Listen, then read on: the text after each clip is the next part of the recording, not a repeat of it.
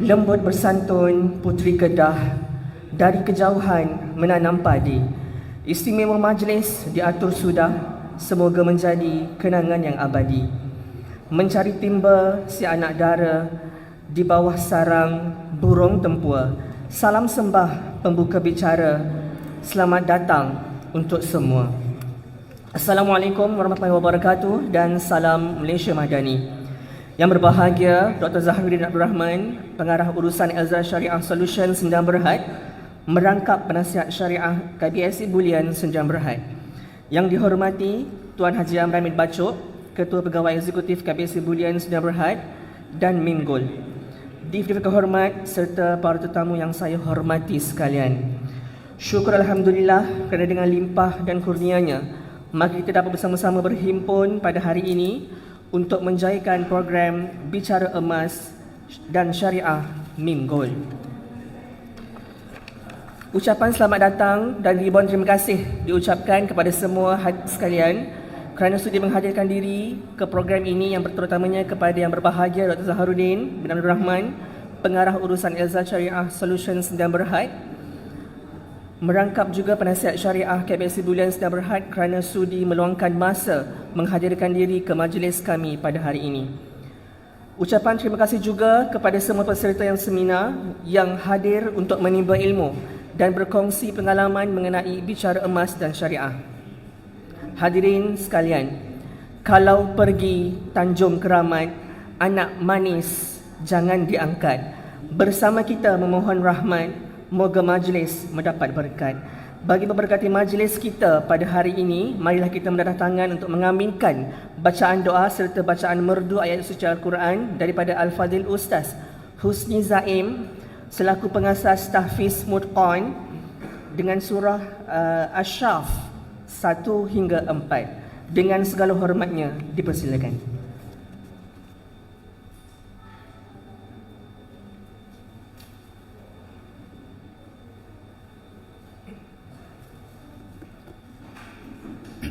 الفاتحة. أعوذ بالله من الشيطان الرجيم. بسم الله الرحمن الرحيم. الحمد لله رب العالمين الرحمن الرحيم مالك يوم الدين. إياك نعبد وإياك نستعين. اهدنا الصراط المستقيم صراط الذين أنعمت عليهم غير المغضوب عليهم ولا الضالين. آمين. أعوذ بالله من الشيطان الرجيم. بسم الله الرحمن الرحيم. الحمد لله رب العالمين، والصلاة والسلام على أشرف الأنبياء والمرسلين وعلى آله وصحبه أجمعين. اللهم صل وسلم وبارك على سيدنا محمد وعلى آله وصحبه ومن تبعهم بإحسان إلى يوم الدين. اللهم بك أصبحنا وبك أمسينا وبك نحيا وبك نموت وإليك النشور. أصبحنا وأصبح الملك لله والحمد لله لا شريك له. لا إله إلا الله وحده لا شريك له، له الملك وله الحمد وهو على كل شيء قدير. ربنا نسألك خير ما في هذا اليوم وخير ما بعده، ونعوذ بك من شر ما في هذا اليوم وشر ما بعده. ربنا نعوذ بك من الكسل وسوء الكبر، ونعوذ بك من عذاب النار ومن فتنته ومن عذاب القبر ومن فتنة المحيا والممات. اللهم إنا نسألك علما نافعا ورزقا طيبا ورزقا حلالا طيبا وعملا صالحا متقبلا.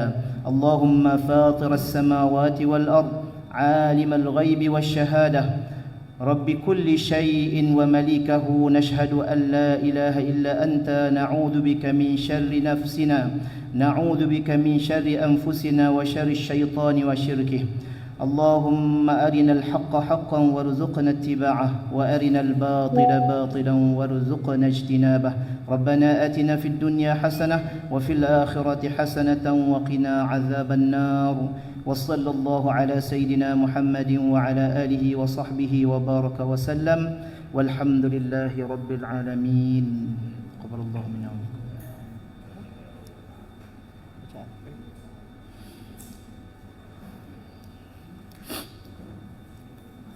أعوذ بالله من الشيطان الرجيم بسم الله الرحمن الرحيم سبح لله ما في السماوات وما في الأرض وهو العزيز الحكيم يا أيها الذين آمنوا لم تقولوا ما لا تفعلون لم تقولون ما لا تفعلون كبر مقتا عند الله أن تقولوا ما لا تفعلون إن الله يحب الذين يقاتلون في سبيله صفا إن الله يحب الذين يقاتلون في سبيله صفا كأنهم بنيان مرصوص. Dengan nama Allah yang Maha Pemurah lagi Maha Penyayang. Segala yang ada di langit dan yang ada di bumi tetap mengucap tasbih kepada Allah, dan dialah yang Maha Kuasa lagi Maha Bijaksana. Wahai orang-orang yang beriman, mengapa kamu memperkatakan apa yang kamu tidak melakukannya? Amat besar kebencian di sisi Allah kamu memperkatakan sesuatu yang kamu tidak melakukannya. Sesungguhnya Allah mengasihi orang-orang yang berperang untuk membela menegakkan agamanya dalam barisan saf yang tersusun rapi, seolah-olah mereka sebuah bangunan yang tersusun kukuh. Sadaqallahu maulana al-azim.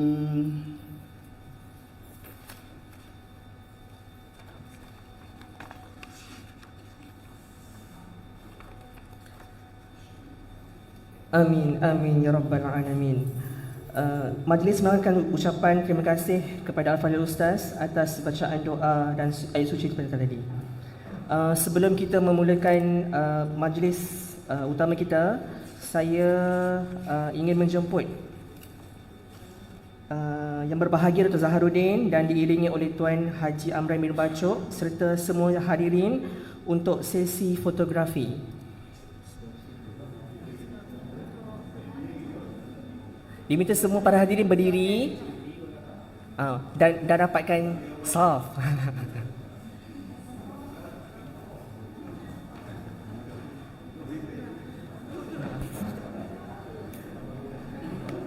So gambar ni akan daripada berita harian.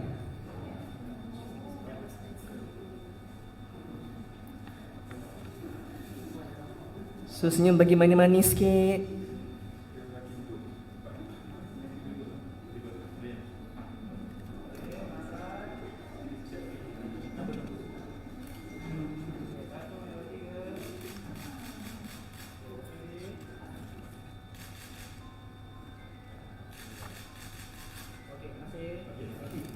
Right, terima kasih.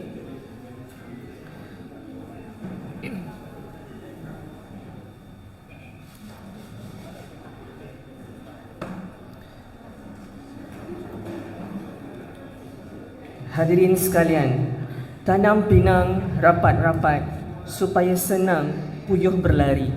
Gigih simpan emas hingga dapat, moga senang di kemudian hari.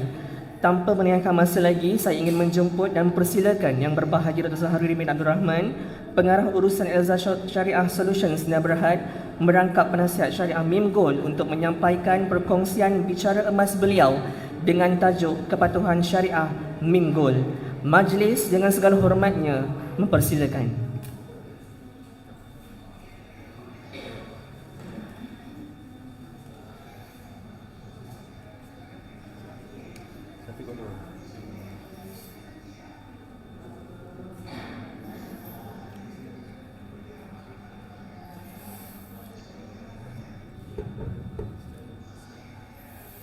Bismillahirrahmanirrahim. Assalamualaikum warahmatullahi wabarakatuh. Alhamdulillahi rabbil alamin. Nahmaduhu wa nasta'inuhu wa nastahdihi wa nastaghfiruh. Wa na'udzu billahi min syururi anfusina wa min sayyiati a'malina. May yahdihillahu fala mudilla lahu wa may yudlilhu fala hadiyalah. Wa nashhadu an la ilaha illallah wa nashhadu anna Muhammadan 'abduhu wa rasuluh. Qala rabbi shrah li sadri wa yassir li amri wahlul 'uqdatam min lisani yafqahu qawli. Rabbi yassir wa la tu'assir ya karim. Amma ba'd. Terima kasih pengurusi yang dimuliakan Tuan Haji Amran dan seluruh kepimpinan Mim Gold dan Jewelleries dan seterusnya para hadirin hadirat yang dirahmati Allah sekalian. Syukur kita kehadrat Allah Subhanahu Wa Taala dapat bersama-sama pada pagi ini untuk membincangkan serba ringkas dan mendapatkan pendedahan berkenaan dengan jual beli emas, khususnya yang dilaksanakan oleh Mim Gold. Baik, jadi pertamanya saya sebenarnya mengucapkan terima kasih kepada semua yang sanggup sudi untuk hadir pada hari cuti ini. Dan perbincangan tentang emas ni juga kita ucap tahniah juga kepada Mim Gold kerana di dalam negara kita tidak ada syarat dalam undang-undang negara untuk mana-mana syarikat yang menjual emas perlu mendapatkan kepatuhan syariah.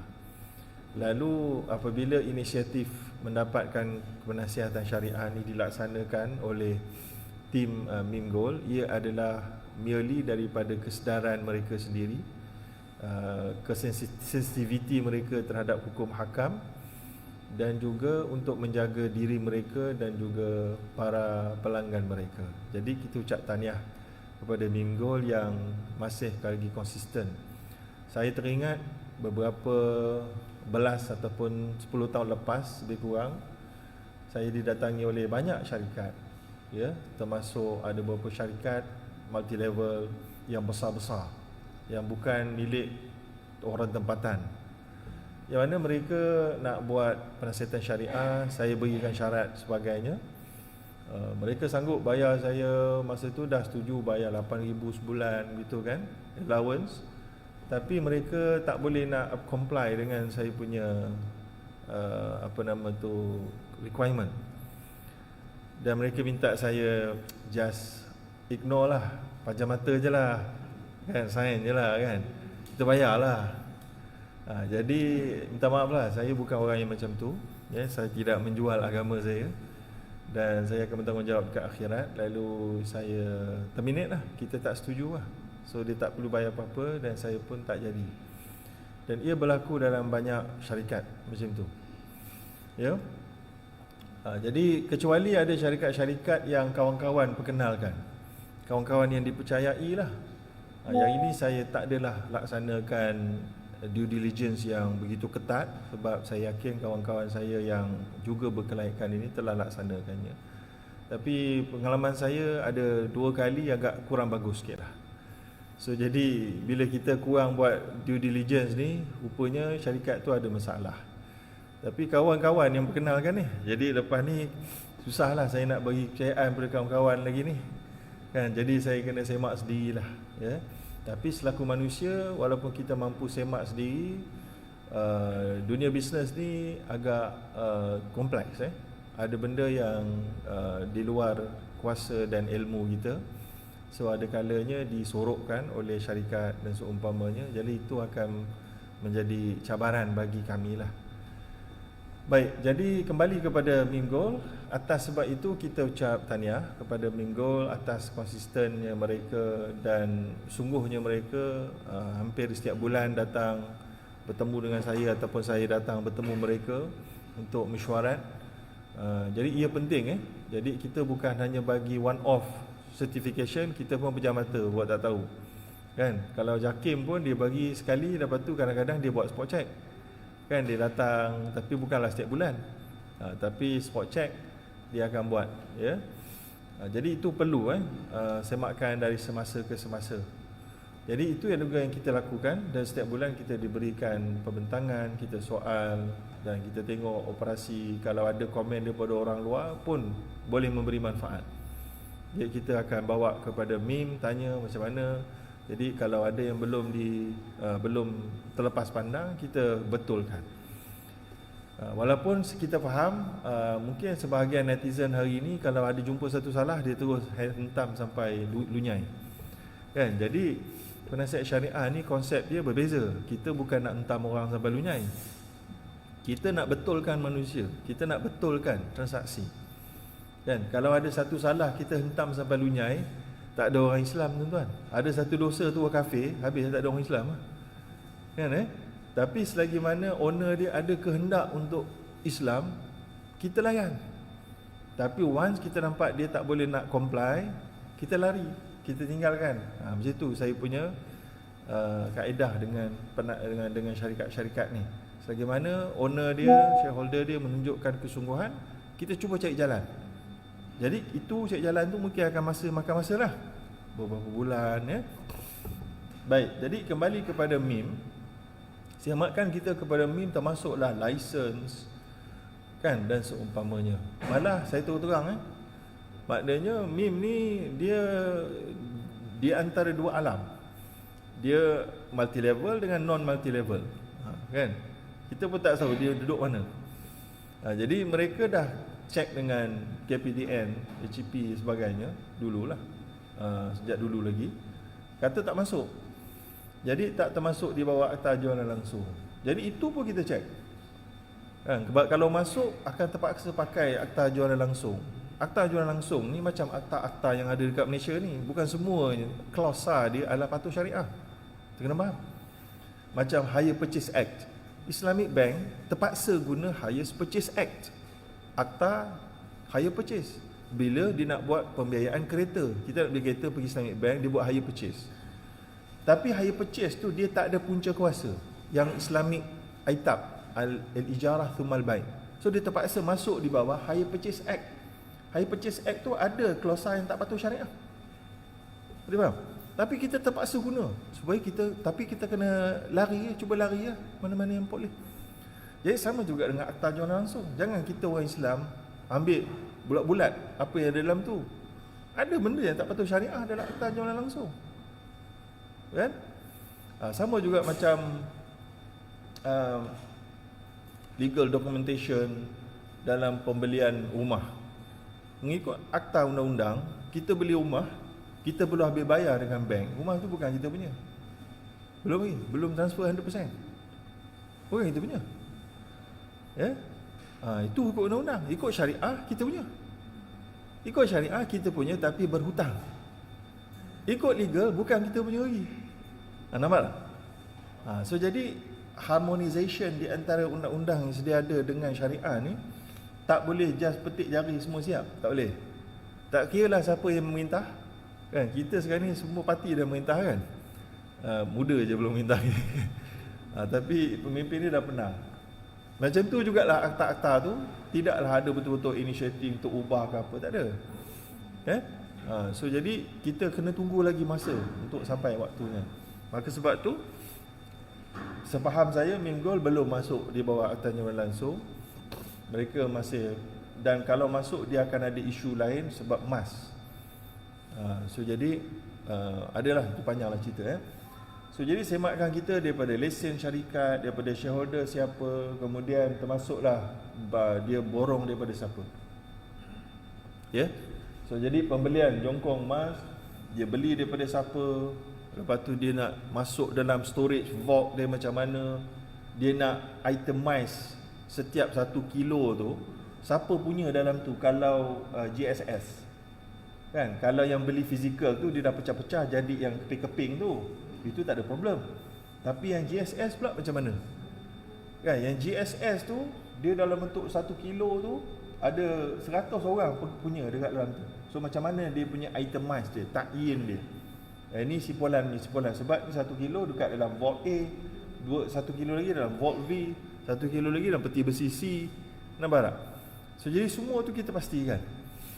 Kemudian macam yang disebutlah hadis Nabi az-zahabu bil-zahabi, sampai ke ujung tu Nabi kata yadan biyadin mithlan bimithlin. Bila beli emas dengan emas dengan perak, mesti ada syarat yadan biyadin, serah terima dalam satu waktu, taqabud namanya. So bayar cash, dapat pun cash. Cash maknanya serta-merta. Itu adalah yang paling tak ada khilaf. Saya bayar sekarang, saya dapat sekarang. Maknanya tuan-tuan pergi ke kaunter Mim Gold, beli pakai duit cash atau pakai bank in, transfer semua sekali, malah pakai cek pun dia anggap cash. Boleh.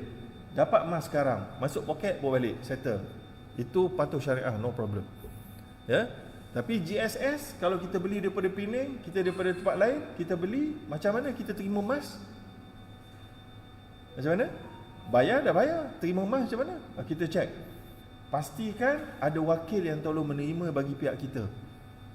Sebahagian yang dibuat oleh Islamic Bank, wakil tu adalah bank. Bank tu sebenarnya staff adalah wakil kita untuk menerima, wakil pelanggan untuk menerima emas tu supaya adanya takabut. Tapi dekat MIM, kita syaratkan lebih tinggi sikit lagi. Iaitulah ada nama pegawai tu. Dekat tempat lain, Islamic Bank pun tak nama tu. Tak ada nama pegawai tu. Ya, bagi mutlakan je, iaitulah secara umum, spesifik tapi tak ada nama. Dekat MIM, dekat sistem dia kita suruh letak nama. Maknanya nama tu kena ada pegawai tu dekat situ. So sistem dia kena boleh detect pegawai siapa nama. So jadi bila ada pembelian, tuan-tuan akan dapat tengok nama yang wakil penerima. Malah kalau tuan-tuan beli yang fizikal pun ada wakil yang menerima dan dia akan menguruskan untuk post kepada tuan-tuan. Jadi tak ada penangguhan kerana dah terima. Tuan-tuan dah terima sebab ejen yang menerima as good as principal. As good as yang mewakilkan. Ya. So jadi dah terima, berlakulah taqabud. Itulah dia kaedah yang dibuat oleh Islamic Bank termasuk Raji dan seumpamanya. Ya. Baik. Jadi dia ada dua pihak. MIM dengan supplier dia kita cek. MIM dengan pelanggan dia kita cek. So dua layer, dua leg, ya. Dua leg. Baik, kemudian yang produk dia tadi ada produk yang fizikal pada depan mata, ada produk GSS, Gold Safe Storage, pun sama juga. Baik, apa lagi? So jadi ini adalah beberapa petikan-petikan kita daripada keputusan kita kepada Mim Gold. Saya tak ada dah nak baca semua sebab kita nak bagi peluang soal jawab kan. Kemudian perkhidmatan minting, okey, minting pun sama, ada di bawah kontrak istisna. Syarikat minting mengeluarkan invoice mengenai bayaran. Ini bila sebab Mim dia tak minting dia punya gold sendiri. Minting yang jadi tu 50 gram, 10 gram ada logo Mim tu. Itu minting lah. Termasuk juga minting jadi jewellery. So mereka hantar emas mereka kepada syarikat ataupun beli emas tu sekali dengan minting. So kalau Mim hantar gold dia sendiri untuk minting, itu namanya ujrah. Emas dia punya sendiri, syarikat tu tolong buatkan ikut bentuk yang dikehendaki. Itu ujrah. Ujrah maknanya upah di atas kerja, labor yang mereka buat. Tak ada masalah. Kalau Mim tak ada gold, kadang-kadang kilang tu sendiri ada gold, Mim tempah kat kilang tu, contoh, maka itu istisna. Kan? Maknanya sekarang ni dia sekali dengan gold, sekali dengan penempahan untuk pembentukan bentuk tertentu. Itu juga dibenarkan, ya. Baik. Kemudian seterusnya Essaying adalah semakan ketulinan lah, ya. Yang ini dibuat dengan pihak ketiga, KLSA. Okey, seterusnya. Baik, penjualan emas secara walk-in dengan harga ditetapkan ditambah dengan harga pembungkusan. Semua je kita kena tahu, kita beli emas tu dia bukan emas ketul, tapi emas tu di dalam kad kan. Jadi itu adalah harga premium, harga kad dan proses tu. Sebab tu dia ada upah tu semua sekali tu kan, tambahan. So jadi itu adalah harga lain. Jadi kalau beli emas yang dia punya kad tu ada kerosakan, kita boleh tukar. Tapi kita tak tukar emas sebenarnya. Emas sama je. Kita tukar kad tepi tu. Kan jadi return tu adalah return untuk ni. Sebab beli emas patutnya tak ada khiyar. Sebab dia tak boleh tidak completed beli emas ni. Sebab dia mithliyah. Ni technical term sikit lah dalam fiqh muamalat ya. Baik, tak apa. Sebab itu keperluan dalam jual beli bai'us sarf. So bila kita beli emas dengan duit cash, itu adalah bai'us sarf. Dia ada syarat dia yang saya sebutkan tadi. Terusnya. Baik, okey. So jadi ini saya dah sebut tadi, MIM punya staff akan jadi wakil. Okey, seterusnya. Okey, ni tak ada apa sangat. Seterusnya. Okey, saya nak sebut juga, kalau nak trade in kan. Trade in kalau di hampir semua dalam Malaysia kedai-kedai emas, trade in ni kita ada emas jewelry yang lama lah. Jewelry yang lama. Kita tak nak, kita nak beli emas yang baru kan, perhiasan. So Malaysia punya style malah menjadi uruf ataupun kebiasaan. Dia kalau tuan-tuan terus ambil yang baru, dia punya susuk nilai tu kurang ya, dia punya harga spread tu. Tapi kalau tuan-tuan ambil cash, bayar dia, bagi dia emas gelang, dia pun timbang sebagainya, dia bayar cash, dia akan tolak dalam 20%. Tapi kalau tuan-tuan beli yang baru, trade in, dia akan tolak mungkin 10% ataupun less, tengok kedai. Jadi dekat situ ada khilaf. Jadi untuk benda-benda macam ni, kita nak ambil yang al-khuruju minal khilaf mustahab. Dalam kaedah fiqh, keluar daripada khilaf lebih baik. So kita buat yang keluar daripada khilaf. So kalau nak jual emas, trade in ke apa, MIM akan bayar cash. Walaupun itu syarat yang susah sebenarnya. Dari sudut komersial, kebanyakan peniaga kata not friendly kepada bisnes. Tak friendly. Sebab susahlah nak simpan cash banyak, lepas tu nanti nak proses, takkan cash bahaya. Kan, lepas tu takkan kalau nak bank in pun kena ada bos tak ke mana, nak luluskan, susah. Tak friendly. Tapi kita beritahu pada MIM kalau mereka boleh buat, dan mereka boleh buat, alhamdulillah. That's the best thing to do lah. Walaupun mungkin ada sebahagian syariah advisor tempat-tempat lain, mereka tak perlu pun, mereka kata itu pandangan mereka lah. Tapi kita ambil yang lebih kukuh lagi, lebih kuat lagi, iaitulah pandangan 4 mazhab. Majlis Fatwa Malaysia ada pandangan beza lah, tapi kita ambil yang 4 mazhab, lagi power. Ataupun lebih berjaga-jaga, bukan lebih power, lebih berjaga-jaga kan? Lebih berjaga-jaga. Kalau kita boleh jaga, kita jaga ya? Baik, yang keseterusnya emas JSS kita dah sebut. Dan emas JSS ni kita boleh keluarkan, boleh withdraw. Tapi tak salah saya ada syarat dia, berapa berat gram dia. Tapi tetap boleh. Kalau kurang daripada gram yang minimum tu, tetap boleh. Tapi dengan cara kita jual emas tu kepada MIM, emas JSS tu.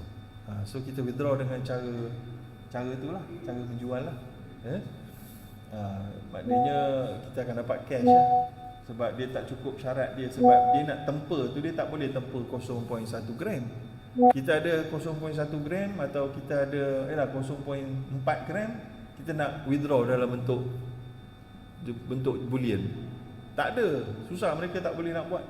Sebab kalau kecil sangat, bila temper tu dia hancur dan macam-macam lah kan, dia tak boleh. Dia lebih merugikan lagi. Sebab dia akan teruap. Teruap tu dah habis berapa gram dah. So jadi dia kena ada syarat dia, itu uruf tijari yang perlu kita akui, kemampuan limitasi dia. Maka sebab itu kita benarkan dia jual untuk dapat cash balik ya. Baik, yang seterusnya 0.5 tadi kan. Kemudian kita juga check sistem commission. Sistem-sistem komisen ni dia based on hibah masyrutah ataupun al-wa'du bil hibah pun boleh, ataupun hibah masyrutah, hadiah yang ditawarkan bagi sesiapa yang mampu mencapai syarat. Ya. Jadi mereka letakkanlah syarat. Ada syarat-syarat dia, capai dia dapat. So hibah masyrutah ni berlaku. Dalam hadis Nabi menjanjikan akan menghadiahkan jika dapat apa hadis tu dibuka, maka Kaisar punya gelang tu akan jadi milik seorang sahabat. Tapi pada hayat baginda Nabi tak berjaya menakluki kawasan tu. Tapi selepas zaman tu, zaman Abu Bakar semua, Pak Umar baru berjaya. Sahabat tu jumpa khalifah, beritahu Nabi dah berjanji nak hadiah pada aku gelang ni kalau berjaya. So syarat dah berlaku, terus khalifah bagi. Tu hibah masyrutah. Cukup syarat bagi, tak cukup syarat tak bagi. Jangan kata oh syarikat telah makan saya punya hasil usaha. Tak, semua duit sale milik syarikat. Syarikat letak syarat, kalau cukup KPI kamu dapat. Tak cukup KPI tak dapat. Syarikat tak ada menzalimi. Dia dah beritahu dalam kontrak, al-muslimuna ala syurutihim illa syartan ahalla haraman wa harrama halalan. Orang Islam dipegang kepada syarat yang dipersetujui, kecuali syarat yang menghalalkan yang haram dan mengharamkan yang halal. Ya ayyuhalladzina amanu aufu bil uqud. Wahai orang beriman, peganglah kepada janji kamu.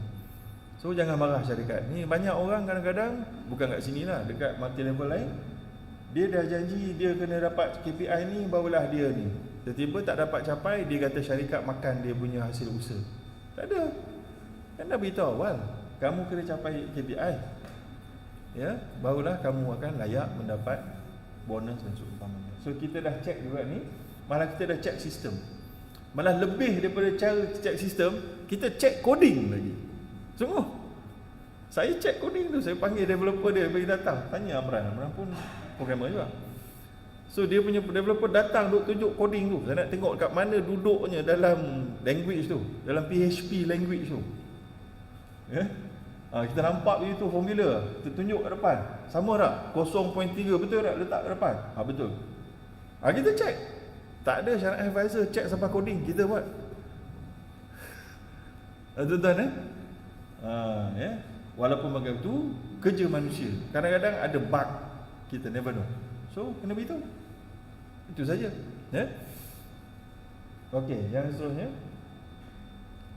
Okey, pre-order pun telah dibawa kepada pihak kami, pre-order emas. So kita menganggap ianya dibolehkan mengikut standard dan fatwa Awfi yang membolehkan, ya, al-wa'du bisyira'i dhahab, ya. Maka yang ini kita pakai konsep hamish jiddiyah. Hamish jiddiyah ni security deposit dalam bahasa Inggeris. Iaitulah kita bayar, kita belum beli lagi, kita macam blok booking je. Kalau tak jadi, kita ambil balik. Kalau jadi, kita pun masuk dalam jual beli. Macam tu je. Ya. Itu hukumnya diharuskan. Maka itulah dia pre-order. Alright, boleh cancel. Ya. Tapi dengan ada kos-kos kerugian. Kalau pre-cancel kita tu ada kerugian sebenar di pihak syarikat, mereka boleh tolak daripada security deposit. Itu diiktiraf. Seterusnya,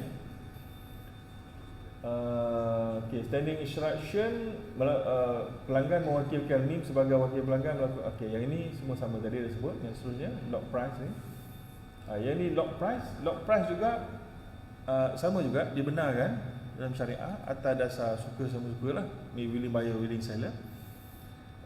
Yang mana kita nak beli, kita lock price dulu hari ini, kita bayar hamish jiddiyah sebagai contoh boleh. Kalau tak bayar hamish jiddiyah pun tengoklah kalau syarikat bersetuju, ya. Sebab syarikat boleh nak jual pada harga yang dia setujulah, tapi belum ada jual beli.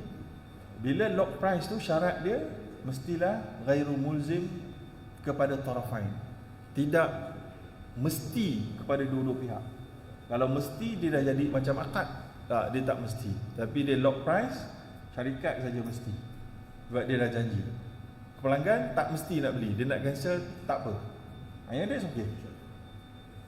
Ada okey. Sebab jual beli emas tadi dia syarat dia mesti absolut dan terus serta-merta. Jadi dia tak serta, kalau dia dua-dua wajib, dia jadi dah macam jual beli emas bertangguh.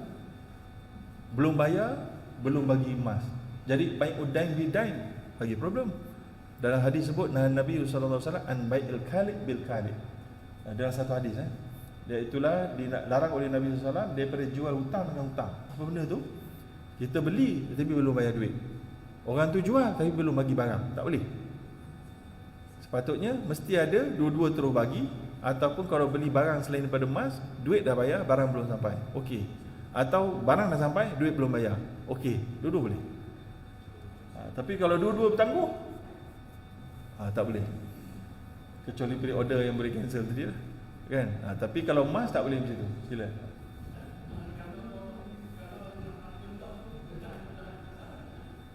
Boleh. Maknanya walaupun lebih rendah daripada harga pasaran, boleh. Dia tak termasuk dalam hadis yang basic ari yaumikuma qabla an yatafarraqa. Tak masuk, itu cerita lain. Yang ini kita nak beli harga pasaran, kita lock harganya lebih rendah daripada harga pasaran. Ini terpulang kepada budi bicara penjual. Ya, untuk dia boleh terima, dia bagi special price dan seumpamanya. Alright. Okey, seterusnya. Habis.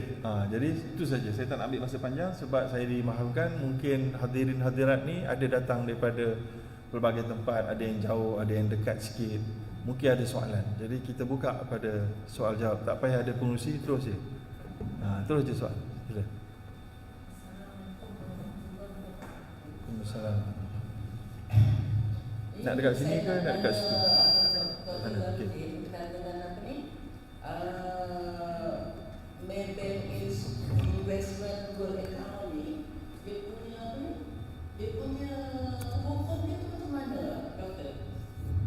Okey, kita bincang pasal meme gold lah. Tapi kalau produk luar dan macam Maybank tu produk Maybank Islami.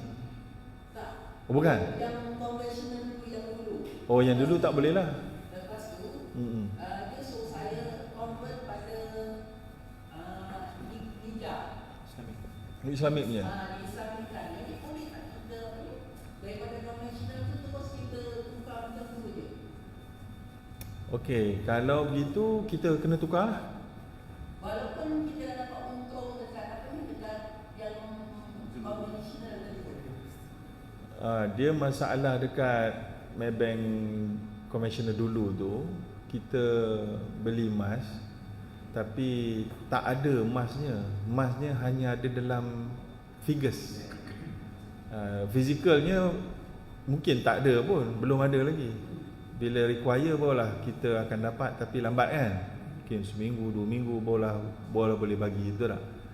So jadi dia orang leverage lah. Dia orang leverage pakai number je. Wujudkan berapa gram? 4 gram. 4 gram. Dalam sistemnya 4 gram. Betul-betul tak back by real lah. So dekat situ berlaku riba lah. Maknanya kita beli dengan bertangguh. Kita tak dapat emas tu dulu yang sebenarnya atas paper dapat. Tapi dia tidak ada segregation emas dekat belakang kat vault dia tu. Yang disyaratkan mesti ada segregated nama dia. Kalau dia ada banyak, segregated dia dah asingkan. Dan dia takyin, dia dah ada sebut yang ini. Benda tu yang menjadikan dia tak patut syariah lah. So jadi kalau beli tu dah riba, kalau ikut hukum lah, jual beli tu tak sah lah. Selain daripada berdosa, dia tak sah. Terus sekarang ni, kalau dia suruh convert, maka bila nak berlaku convert, Maybank Islamic tu mesti akan syaratkan benda-benda yang patut syariah. So itulah dia cara conversion yang kita perlu buat. Jadi daripada kontrak yang tak betul tadi tu, kita pergi kepada yang Islamic. Saya yakin penasihat syariah Maybank Islamic dah letakkan syarat-syarat dia lah. So bagi saya itu adalah harus. Maknanya dengan untung ke apa ke, untung tu kita terus convert daripada yang Islamic tadi tu. saya tak nak buat komen panjang. Yang itu Maybank Islamic patut yang buat fatwa, buat keputusan. Kalau mereka accept, then itu mereka punya keputusan lah. Jadi mungkin mereka lebih tahu technicalitiesnya. Saya pun tak boleh nak komen produk orang, kan? Wallahu a'lam. Ada lagi soalan lain? Silakan. Saya nak tanya tentang wakil ni kan, staf yang mewakili lah. Macam di bank dia tak letakkan Nama. Cara nama kan dia. Kalau di bank dia letakkan dulu. Dia jadi syarat tak wakil ni mesti orang yang bukan entiti syarikat yang menjual. Sebab ni yang menjual kan. Syarat wakil ni mesti dia ada syarat tak diletakkan. Tapi memang boleh satu-satu pun. Cuma ditanginkan. Tidak menjadi syarat kata tak boleh penjual menjadi wakil, ya, kerana dalam Islam penjual ni boleh pakai different hat. Dia boleh pakai topi penjual, dia punya staff pakai topi wakil pembeli, boleh, ya, sebab dia ada ahliyah dia ada, so dia boleh, ya. Cuma yang penting mesti recorded dengan baik, itu saja. Dan selain daripada itu mestilah mewakili interest kepada pembeli, ya. Yes, sebab tu di dalam fiqh muamalat, dalam Islamic finance ada berlaku institusi kewangan Islam menjadi wakil kepada pembeli, dan dia jual beli orang yang sama. Dia macam seolahnya saya wakil Amran, saya wakil diri saya, kan? Atau saya wakil Amran, saya wakil pengerusi. Dia penjual, dia pembeli, saya wakil dua-dua. So saya jabat tangan dengan saya, ini pengerusi, ini Amran. Sebahagian mazhab kata tak boleh, tapi dalam Malaysia kita kata boleh, dengan syarat. Mazhab Maliki kita tak boleh kerana adanya tuhmah. Sebab saya patutnya mewakili Amran, saya ni nak jaga Amran punya kepentingan, mesti nak dapat harga paling murah. Kalau saya wakil penjual, saya nak jaga kepentingan dia, mesti nak jaga harga paling tinggi. Macam mana saya nak jaga dua-dua punya kepentingan kalau saya duduk tengah-tengah? Nampak? Kat situ yang namakan tuhmah dan juga muhabah. Maka tak akan berlaku, sebab tu ulama tu tak boleh.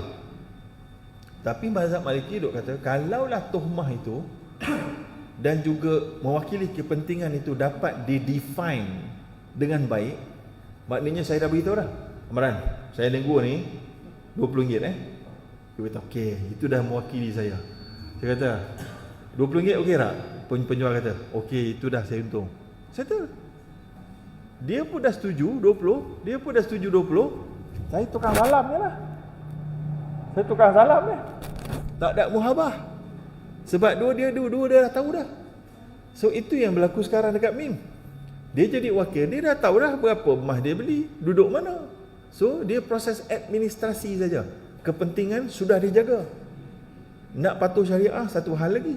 So jadi sebab tu bagi staff tu sendiri, tanpa ada kerusakan kepentingan pembeli, tak ada. Sebab pembeli dah tahu dah harga yang dia beli, dia dah duluh dah. So jadi you tolong accept bagi pihak saya je, bukan you nego harga dah. You tolong accept bagi pihak saya. Tak ada. Betul. Clear ada lagi soalan? Macam mana? Yes, tapi dia wakil pun bukan dia menentukan harga tau. Kita, dia wakil untuk tukang pegang, uruskan untuk hantar. Yep. Dan dia jadi wakil ada dua, wakil dengan upah dan wakil tak ada upah. Staff tu jadi wakil tak ada upah. So dia wakil kita, dia tak ada ambil upah. Saya jadi wakil, you tolong accept ni, saya nak 1%. Tak ada. Walaupun dia suruh hukum syarak, dia boleh. Tapi kat sini syarikat tak buat lah. Tidak nanti syarikat yang rugi. Sila. Login. Saya nak bicara sikit sebab mungkin saya ragu kita nampak harga tu rendah, kita nak lock within 24 hours, harga yang rendah tu contoh 300. Tapi cara tu kita tak akan dapat jabat pada masa tu, kita pergi online. Adakah kita nak transfer duit kita terus atau kita lock macam mana cara melaksanakan?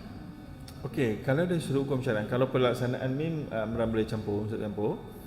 Dari sudut pelaksanaan, bila kita lock macam saya sebut tadi, dia dah kira lock tu macam soalannya janji tau.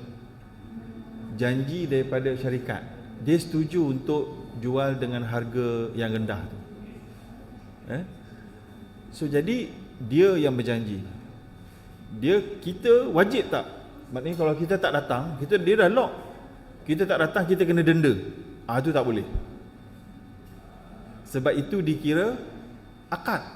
Kalau kita kena denda, maknanya ada financial obligation yang kita kena buat, iaitu kita kena exercise jual beli tu, maka itu salah. Tapi sekarang dia janji lock. Tapi kita kata, saya rasa aku nak pakai duit lah Amran, tak jadi beli lah. Okey Amran kata, dan is okey. Jadi perlu tak kita hantar duit? Tak perlu. Tak perlu hantar duit. Malah tak hantar duit tu lebih bagus daripada hantar duit. Kalau hantar duit, kita namakan security deposit. Boleh juga. Tapi jangan bayar penuh. Security deposit saja. Kalau bayar penuh pun boleh. Tapi itu tak nama lock lah. Itu nama beli terus lah. Kan? Lock ni biasa bayar sikit dulu. Nanti baru dapat duit lagi pun nak beli. Kan? Tapi itulah dia antara cara yang kita cadangkan bagi mana-mana syarikat jual emas bullion nak buat konsep bayaran ansuran. Itu jalan keluar dia. Tapi bukan bayaran ansuran, tapi lock melalui hamis jiddiyah. Kalau tak jadi, ambil balik duit, tak tolak beberapa harga kerugian syarikat kerana lock tu punya pasal, kerana duit tu boleh. Tempoh masa ikut uruf.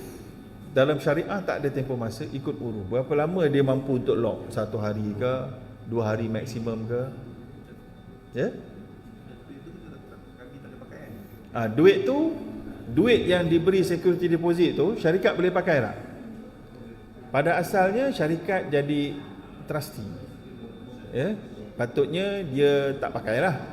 Tapi kalau dia pakai pun, ya, maka itu kena dapat izin daripada dia orang tu. Sebab tu dah kira qard. Dengan cara dia mengubah sifat dia daripada yad amanah kepada yad dhamanah. Dia panjang, teknikal sikit. Yad amanah maknanya kalau duit tu hilang, dia tak pakai, duit tu hilang, kena rompak ke apa, nauzubillah min zalik, dia tak ganti. Tapi kalau dia pakai je, ubah dia, yad amanah tadi yang tak ganti, kalau hilang, kepada yad dhamanah, dia dah kena ganti. Kalau hilang ke, kalau apa, dia kena sentiasa kena ada gantian. Tapi kita tak galakkan diguna, sebab kita tak nak dia jadi la yahillu bai'un wa salaf. Kita tak nak ada konsep tu merosakkan perhubungan. Iaitulah kalau dia guna, Nabi kata jangan ada pinjaman yang digandingkan dengan jual beli. Ini nak faham hadis ni satu hal jugalah. Hadis ni latar belakang dia macam ni. Saya bagi Amran pinjam RM100. So Amran ni dah rasa segan silu lah dengan saya sebab dia pinjam duit kan. Saya pun cakap dengan Amran, saya ada air kopi nak jual, nak beli tak? Amran kata okey padahal dia tak nak beli. Tapi dia segan kat saya sebab saya bagi pinjam, dia beli. Itu riba namanya. Itulah namanya la yahillu bai'un wa salaf. Tidak boleh digabungkan pinjaman, Amran pinjam dengan jual beli. Saya take advantage atas duit pinjam yang saya bagi kat dia untuk influence dia suruh beli saya punya barang. Nampak tak? Itu riba. Maka untuk elakkan syubhat yang tadi dalam kes lock tadi tu, kita syaratkan lebih baik syarikat jangan gunalah. Jangan guna duit tu. Sebab kalau guna nanti lepas dah guna, lepas tu dia beli. Kan? Dia beli. Seolah dia pinjam daripada tuan sebab lock. Lepas tu tuan pun membeli emas dia. Macam kes saya tadi lah. Kan? Jadi kandingan jual beli dengan pinjam. Saya bagi pinjam kat Amran 1,000, dia pun segan silu, saya pun jual kopi saya kat dia. Dia pun terpaksa beli. Kan? Tapi beza dia kat sini, saya yang dapat manfaat. Saya itulah pemberi pinjam. Tapi dalam konteks tadi mungkin tak timbul lah. Mungkin tak timbul sebab yang meminjam Amran. Tapi kalau dia beli kopi tu yang itu lain lah. Tapi tetap dia akan, kalau digabungkan awal-awal tak boleh. Tapi kalau dah setengah bulan, lepas tu tiba datang, lepas tu betul-betul saya nak beli, betul-betul nak beli, tak ada kaitan dengan pinjaman, tak influence, okey. Tapi lebih elok kita elakkan lah. Okey, gambaran balik Jadi kalau yang saya bagi pinjam kad gambaran 1,000, saya jual kopi saya, dia beli. Dalam kes tadi, tuan bagi lock price 1,000, dia yang jual barang. Kalau gitu tak berlaku bai'un wa salaf lah. Ini perbincangan fiqh pula ni kan. Kalau berlaku bai'un wa salaf adalah saya pemberi pinjam, iaitulah kalau dalam kes lock in, tuan yang menjual barang. Sekarang ni bukan tuan menjual barang kan, dia jual barang. Tak ada bai'un wa salaf, tak ada. So kerana itu syarikat boleh guna duit tu kalau dia nak guna, tapi dia kena dhaman, jamin sentiasa wujud. Kalau pelanggan cancel, dia kena pulang balik. Dalam kes login di BIM ni, saya rasa kita tak buat bayaran ni. Bila kita setuju nak tu baru buat bayaran. Itu pun boleh, itu pun boleh. Itu ikut. Jadi maknanya ni kita pelanggan tak bagi duit kepada BIM ni. Betul. Tapi dia tanya tadi kalau bayar duit dulu boleh ke? Boleh juga, bayar sikit. Kalau tak bayar langsung pun MIM accept pun tak ada masalah dari sudut hukum syarak, selagi mana MIM saja yang kena, tuan-tuan boleh cancel tanpa sebarang kos kan. Ada lagi yang lain? Puan ada soalan lagi tambahan tadi? Tadi macam ada soalan lagi kan? Assalamualaikum warahmatullahi wabarakatuh. Saya Saya ada tanya soalan lah. Lepas tu saya dah membeli saham yang tak halal kan. Jadi nak menanam balik tu macam mana?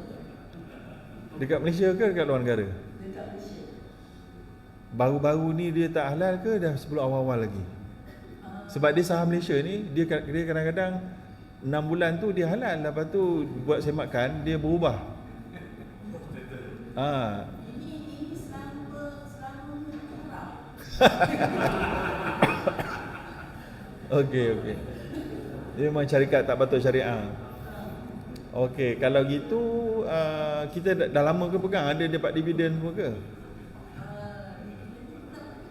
Dah lama lah. Maksud saya fikir balik, benda ni jadi macam apa ni, menghantui kita kan. Jadi bagaimana tu nak diuruskan macam ni? Okey, nak uruskan dia, ini namanya kita segera baru sedar lah. Kita baru sedar, kita mungkin dapat ilmu kan. So kita memang wajib bertaubat. Dari sudut bukti bertaubat tu, memang kita terus jual saham tu serta-merta. Kemudian modal yang kita guna beli saham tu confirm tak ada masalah, itu kita punya. Apa saja perbezaan masa kita beli RM1, sekarang dah RM1.20. 20 sen per unit share tu sebenarnya tak halal.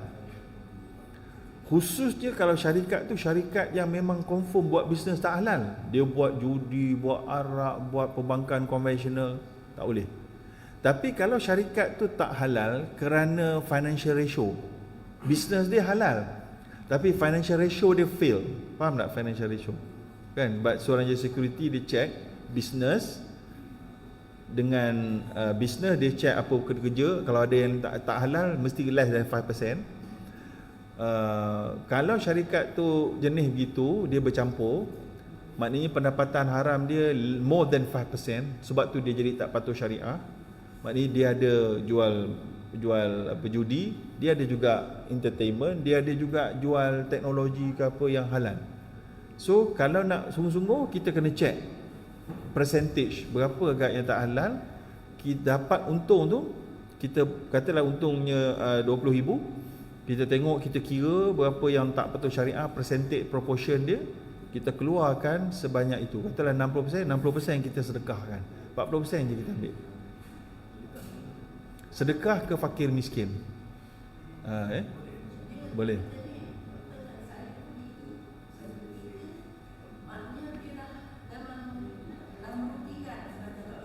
Oh, sekarang ni dah rugi. Kalau dah rugi, kita keluar tak ada apa-apa. Taubat je. Monetary tak ada apa-apa dah, sebab kita dah dipunish dekat UGI itulah. Okey. Kalau untung yang tadi, kalau rugi tak ada apa-apa dah, kita ambil modal kita balik. Dalil dia ulama biasa sebut wa in tubtum falakum ru'usu amwalikum la tazlimuna wa la tuzlamun. Itu dalam konteks riba, tapi ulama cuba kiaskan dalam bab taubat. Iaitulah kalau kamu bertaubat, Allah kata kamu ambil balik modal kamu tidak akan dizalimi dan menzalimi. Nampak? So modal boleh ambil balik, untung tak boleh kalau yang tak patuh syariah. Tapi kalau dah rugi, modal je dapat balik, itu pun dah kurang. Tak apalah, ambil lah balik. Alright?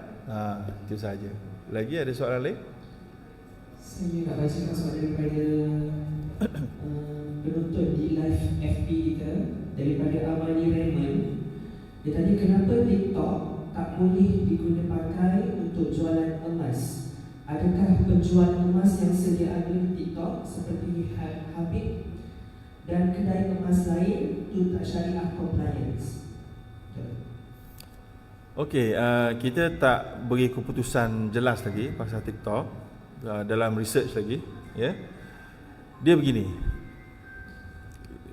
Kita dah dipahamkan tadi, jual beli emas mesti bayar cash, ambil emas pun cash.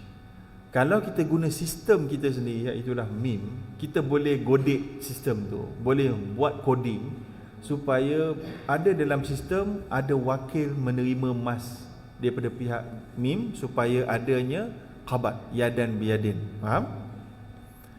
Benda tu boleh tak dia buat di TikTok?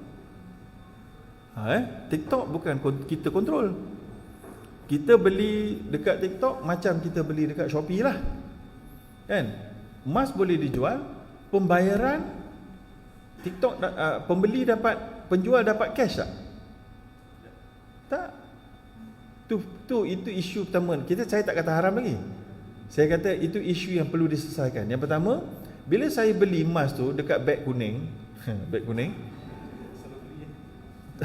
beli benda lain, beli bukan emas. Semalam nak beli dendeng tak lepas.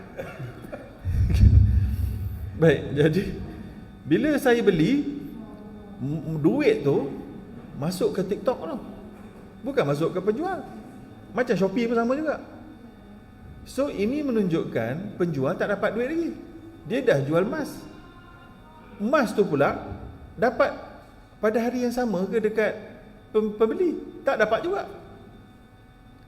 So TikTok tolong jaga. TikTok jaga dulu. Okey, penjual ada pembeli, post sampai syarat you scan, kita clear, kita akan tunggu. Dia tunggu bayar ke dia tunggu sampai dulu? Tunggu pembeli kata dah dapat, kan? Kalau macam Shopee, dia pembeli kata dah accept, barulah TikTok atau Shopee akan buat clearance, masuk ke e-wallet penjual. Macam mana benda tu nak jadi yadan biadin? Boleh dengan syarat ada kerjasama daripada TikTok, itu yang paling cantik. So jadi TikTok jadi wakil kita penjual dan wakil pembeli. Yang itu jadi. Tapi siapa kita nak suruh TikTok ubah TikTok tu ByteDance tu? Kecuali syarikat-syarikat emas yang patuh syariah boleh pergi berbondong-bondong pergi pejabat TikTok Malaysia. Sebab TikTok Malaysia layan Khairul Amin, takkan dia layan tuan-tuan, kan? Jadi kalau tuan-tuan bersemangat, tuan-tuan boleh pergi TikTok, Dego, supaya ada satu clause bagi pembelian emas patuh syariah. TikTok akan menjadi wakil penjual untuk menerima cash itu daripada pembeli. Settle cash, settle satu. Dan TikTok juga akan menjadi wakil, ini payah sikit. TikTok juga akan menjadi wakil kepada pembeli menerima emas itu bagi pihak mereka terlebih dahulu. Tapi masalahnya dia kena hantar dalam masa 24 jam, kan? Patutnya kalau tidak kena denda sikit ataupun apa, rating jatuh sikit lah, kan? So sebab itu kita duk cadang juga. Yang ini benda-benda yang kadang-kadang di luar kuasa kita lah, sebab dia tak pakai sistem kita. Kena penjual kena nego dengan pejabat pos, dengan kurier. pergi bincang dengan kurier tu, kita punya wakil ni, kita bawa emas ni dekat kurier, dekat apa-apalah, Lalamove ke apa benda kan, tengok mana yang kita biasa hantar, kita scan je tu, maknanya emas tu sudah dihantar, pegawai syarikat kurier tu menjadi wakil kepada pembeli. Nampak? So jadi TikTok jadi wakil kita menerima duit pembeli, syarikat kurier jadi wakil pembeli menerima emas tu once the scan. Kalau itu boleh dibuat, dia patuh syariah. Tapi itu yet to be done lah. Masih bincang. Itu pandangan yang pertama kalau nak lebih bagus. Ada pandangan yang kedua yang sedang berkeliaran di kalangan asatizah, tapi tak berani lagi mereka menyebut secara umum. Takut kena kecam. Tapi nak kata harus, kan? So mereka kata asal jual beli emas ni sebenarnya nak kena yadan biadin sebab macam-macam sebab lah. Antaranya nak pastikan tak adanya penangguhan yang boleh membawa kepada riba, maka so mereka cuba melihat lebih dalam lagi, bukan secara literal. Mereka kata TikTok tu sendiri dan Shopee tu sendiri untuk protect kedua-dua pihak. So secara umumnya bila TikTok tu ada account e-wallet, Shopee tu ada e-wallet, mereka tu secara by conduct adalah ejen kita, ejen penjual dan ejen pembeli. Ejen maknanya wakil. Walaupun tak ada bertulis secara syariah compliant, tapi by conduct in substance, mereka itu adalah ejen kita. Sebab itulah mereka tak akan releasekan payment sampai pembeli itu kata dah accept. Bukankah itu wakil kita? Nampak tak? In substance, nampak macam dia tu wakil kita lah. Sebab dia protect pembeli, dia protect penjual, dua-dua dia protect. So melihat kepada itu, bolehkah kita anggap sudah berlakunya takabut? So ada sebahagian cuba mengatakan ya. Maka kerana itulah ada syarikat emas yang ada ustaz-ustaz dalam tu dan daripada syariah telah menjual dekat TikTok. Kan? Jadi sama ada saya menerima itu, saya masih lagi beristikharah dan masih lagi berfikir lagi. Sebab tu meme tak jual. Dia dah jual dulu sekejap dan laku. Dan urufnya menunjukkan jualan di TikTok dan Shopee ni perlu. Dan itu adalah trend sekarang. Dan tidak ada mudarat ke atas pelanggan, pembeli dan penjual dengan cara penjualan emas dekat TikTok dan Shopee itu. Sebab credibility platform itu. Bagaimana? So kalau melihat kepada itu, nampak okey lah. Di sinilah berlakunya pertembungan pemikiran di kalangan ulama. Di antara nak pakai literal dalam teks hadis punya syarat dengan melihat kepada konteks yang lebih besar. Tak beramai ulama yang berani nak tiba-tiba keluar daripada literal. Contoh yang ringkas saya bagi tahu contohnya saya dengan Amran, contohlah saya belajar dengan dia dulu, saya dulu sama-sama geng dekat universiti dekat Jordan, contoh saya bagi gambaran masa saya student dengan dia student, walaupun kami beza umur lah, saya lagi tua daripada dia. Walaupun saya uban kurang sikit daripada dia. Saya lagi tua daripada dia, kan? Katalah saya masa tu saya pinjam duit dia RM1,000. Ini adalah tahun 19, katalah tahun 2000. Kata pakai masa saya bukan RM2,000, RM2,000 dinar, contoh dinar. Tak boleh dinar besar sangat kot. 1000 dinar lah. 1000 dinar sama dengan RM5,000 lah zaman tu. Lepas tu 10 tahun ataupun 20 tahun lepas tu kita balik Malaysia, saya kata, Amran, nak bayar hutang lah. Saya kena bayar dalam 1000 dinar ke? Kalau convert, boleh convert pakai masa tu punya ke? Boleh convert pakai sekarang ni? Yang mana satu? Ini namanya suftajah dalam fiqh muamalat. Ya? Maka saya boleh bayar di dalam mana satu? Bayar hutang. kata ulama dulu, kata ulama majoriti termasuk majma' fiqh, dia kena bayar sebiji nilai yang sama. Bukan nilai, jumlah yang sama. 1000 dinar, 1000 dinar. You nak cari kat mana 1000 dinar tu, you punya pasal. Kan? Kalau dah naik, kalau dinar susah sikit lah. Katalah dolar tuan-tuan tahu sikit kan. Dolar dulu kan rendah sikit kan. Katalah saya bagi pinjam kat dia $100. Atau dia pinjam kat saya $100. Saya kena pulang kat dia $100. Habis cerita.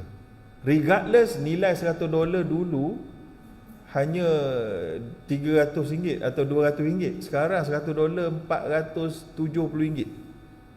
So saya kena pulang kat dia $200. Itu pandangan ulama majoriti. Dia tak berani nak keluar daripada teks, iaitulah pinjam kena nilai yang sama. Saya pinjam $100, saya pulang $100. Regardless the value. Tapi minoriti ulama kata pakai nilai. Tapi minoriti, kebanyakan mereka yang ada background ekonomi. Tapi keputusan majma' fiqh tetap pulang nilai, bukan jumlah yang sama. Nampak? Itu nak tunjukkan kalau tengok dekat situ pun minoriti ulama je berani keluar daripada yang literal dengan pandangan yang tradisional. Sama macam tadi. Boleh tak saya nak mengharuskan jual beli emas dekat TikTok dengan Shopee kerana semuanya terjaga. Maqasidnya untuk menjaga dua pihak terjaga. Yadan biyadin tu untuk menjaga terjaga. Tapi secara fizikal tak terjaga. Tapi secara substance terjaga. Itu yang payah sikit. Sebab tu saya pun belum bagi keputusan lagi. Nak tengok dulu macam mana move. Boleh tak jumpa dengan Korea, cuba dulu nego dengan dia. Boleh tak kalau jumpa dengan TikTok dulu, nego dengan dia. Kalau TikTok Malaysia agak boleh layan sikit, tak macam Facebook ignorance kan. Malaysia tak masuk campur dengan apa-apa masalah di Facebook. Kalau TikTok dia layan sikit rasanya. So Jik kena cuba lah. Itulah jawapan saya kepada soalan online tadi. So saya tak kata haram, saya tak kata harus, saya KIV. Terusnya. Assalamualaikum doktor. Waalaikumsalam. Maknanya kalau saya pinjam kalau pinjam kepada adik, tiba ada waktu, katalah setahun tu kau beli pakai ini dan ganti satu sendiri. Jadi kau tengok sendiri. Betul. Walaupun harga emas itu tak lain. Betul. Kadang-kadang kita kata 5 gram dulu dapat dengan harga, kata 5 gram dulu ada RM500. So jadi boleh tak pulang nilai gram RM500. RM500 sekarang dapat apa? 1 gram lebih je. Kan boleh tak pulang 1 gram lebih sebab nilai dia RM500 juga? Tak boleh. Kata majoriti ulama. Sebab 5 berbalas 1 lebih riba. Kata majoriti mazhab dan ulama. So ulama tak berani. Kata minoriti ulama boleh. So yang mana satu nak pakai kan? Sebab kan kata macam saya dengan anak saya cakap saya nak menyelidiki kan nak bilang 5 gram kan nak menyelidiki. So saya bagi 5 gram. Dia kata kalau Muhammad nak mau jumpa dengan tuan pagi. Sebab kalau tak salah dia baca dalam Google apa kan, dia kata kalau Muhammad nak bagi betul-betul kesian nak pinjam, orang bagi dalam bentuk duit. Sebab kalau Muhammad pinjam hari semasa, orang bagi hari semasa. Jadi sebab saya sebab dia susah kan, jadi saya cakap cari adik saya, tak apa, betul 5 gram ni tak kisahlah kau nak kaitan dengan apa, cukup masa kalau dia akak 5 gram je lah. Betul tu? Kan? Betul? Bukan riba kan. Tak ada riba kat situ? Okey. Gram yang sama. Gram yang sama. Cuma kalau dia dah cairkan, lepas tu dia dah belanja, dia nak pulang balik, sakit lah dia. Tapi tu dia punya pasal lah. Sebab nak sila. Saya dulu berniaga kan, kau pinjaman lah. Contoh saya pinjam tu orang tu RM3,000. Sekarang ni saya bayar dia, saya buka akaun emas atas nama dia, dan saya bayar RM1. RM1 lah, tapi dalam bentuk emas lah. Dalam- Itu bukan Dalam bentuk GSS. biasa. Dia setuju. Ada senyum lah. Kalau dia setuju, okey lah. Okey lah. Maksudnya kita dah jadi wakil lah. Kita peminjam, lepas tu kita dah jadi wakil kepada dia untuk bukakan emas GSS. Itu boleh lah. Maknanya kita punya hutang dah tak ada lah, sebab dah convert kepada emas. Boleh. Tapi mesti dengan persetujuan dia lah. Seterusnya. Assalamualaikum Doktor. Okey, masalah. Balik soalan tadi kan, kalau kakak dia nak pinjam balik, tapi dia kakak dia kata 5 gram kan, katalah 1,000 lah. Apa saya nak bagi extra 200? Boleh ke? Okey, kalau waktu pulang tu dia nak bagi ekstra, boleh. Daripada hadis Nabi, khiyarukum ahsanukum qadaan. Sebaik-baik orang yang meminjam, masa dia pulang pinjaman dia pulang dalam bentuk yang paling baik. Ya? Tapi tak boleh disyaratkan daripada awal atau diberitahu dekat pertengahan, tak boleh. Malah tak boleh, maknanya saya nak beritahu Ustaz Imran, saya bagi pinjam 10,000 pulang 10,000 je. Tapi Nabi cakap, siapa pulang baik ahsanukum qadaan. Tazkirah je sikit. Tak boleh. Hadis tu tak boleh disalahguna, dibagi pada awal-awal, memberikan message barang bagi pulang lebih kan. Tak boleh. Tapi kalau tiba-tiba nak pulang, kita pulang lebih, boleh.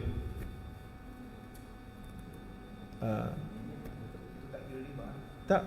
Yang itu sebab tak disyaratkan. Dia riba apabila disyaratkan. Sama ada di awal atau dimaklumkan di tengah. Dikir hadiah. Boleh. Tak ada problem. Tapi tak ada syarat-syarat, tak ada kenyek-kenyek mata dia betul-betul tengah bayi pulang tu lebih. Terperanjat orang tu lebih. Itu boleh. Lagi juga tak boleh, maknanya patut kena pulang bulan ni, tapi tak apalah saya pulang bulan depan, saya bagi hadiah sikit. Pun tak boleh. Itu lagi tak boleh. Itu riba jahiliah namanya. Maknanya dah lambat bayar, kena ada interest. Tak boleh. Sebab tu tak boleh. Dia hanya boleh lebih tu surprisingnya pada waktu pulang. Alright? Ada lagi soalan lain? Sila. Soalan.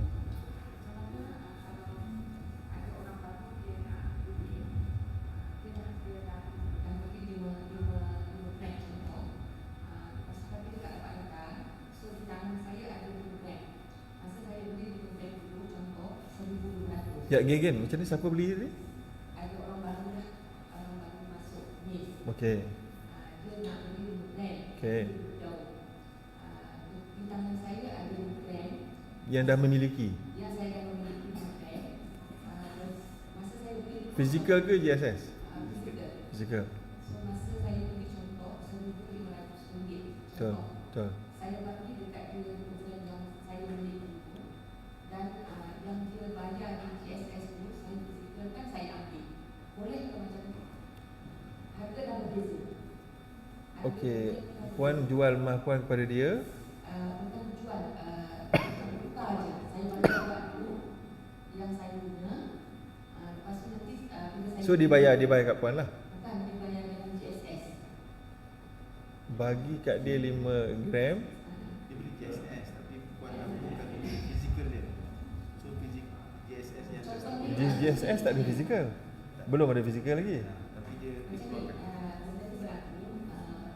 Adik saya dengar ni, adik saya dah anak dia masuk min. So dekat tangan dia dah ada 5 gram emas. Okey. Semalam dia jumpa anak dia bagi 5 gram emas yang dia tak ada. Fizikal dia bagi. Tapi anak dia bayar But dia bagi fizikal tu on behalf of MIM ke? Yang itu nak kena tahu. Sebab bila puan bagi emas 5 gram kat dia, apa kontrak dia? Puan bagi pinjam ke? Sebab dia nak beli dekat MIM. So jadi puan ni mewakili MIM ke? Seolahnya macam tu tau. Jadi sekarang ni dia tak ada kejelasan hubungan tu. Jadi puan bagi emas, sebab dia kata dia bayar dekat GSS. Dia bayar duit tu pada GSS ke pada puan? Dia bagi kat GSS. So jadi dia beli daripada GSS. So dia dah ada emas tu dalam GSS, tapi puan terus Soalannya puan nak withdraw emas dalam JSS dia tu, tapi nak cepat pakai emas puan, betul tak? Puan pun bagi dekat dia terus. Puan bagi selepas atau sebelum dia beli? Selepas dia beli JSS. Selepas dia beli JSS, maka puan bagi emas kat dia. Dan dia transfer emas JSS tu pada puan. Tak, dia puan mewakili dia pergi kedai ambil emas. Oh, mewakili adik tu sebab dia tempat jauh. Mewakili dia pergi dekat JSS, pergi withdraw. Oh, okey. Saya nak fahamkan dia punya kontrak akad. So puan bagi emas dulu, bagi pinjam lah. Bukan bagi pinjam, maknanya bagi pinjam pada adik. Maknanya sekarang ni soalannya puan bagi pinjam emas puan dulu. Tak, dia sudut kontrak akad. Sebab tu puan dibayar balik emas puan tu melalui emas adik puan dekat JSS. So maknanya pinjaman itu tak ada riba lah. Sebab puan bagi dia 5 gram, dia bayar balik pada puan melalui emas dia dalam JSS, yang akan puan kena pergi keluarkan 5 gram juga. Okey, tak ada problem. Tapi sebenarnya akad dia bukan mendahulu-dahulu ke, dia tak ada. Dia dalam Islam dia kena dahulu-dahulu tu sebab apa? Sebenarnya dahulukan itu adalah puan bagi pinjam. Bagi dia pinjam. Lepas itu dia dah pulang balik. So jadi emas tu switch terus. Ownership yang emas pinjam tu automatik dah bukan lagi pinjaman, tapi telah jadi emas dia. Yang sebab dia dah pulang emas puan melalui puan ambil dekat ni JSS, dekat MIM. Dia juga ada berlaku hiwalah lah dekat situ sebenarnya. Hiwalah. Ya, sebabnya peminjam adalah dia pinjam emas, tapi dia dah muhil, dia dah yuhal, dia dah paskan peminjaman tu pada emas dia yang ada dekat MIM. Tapi tak hiwalah juga sebab emas kat MIM tu emas dia kan. Boleh lah, tak ada problem. Okey.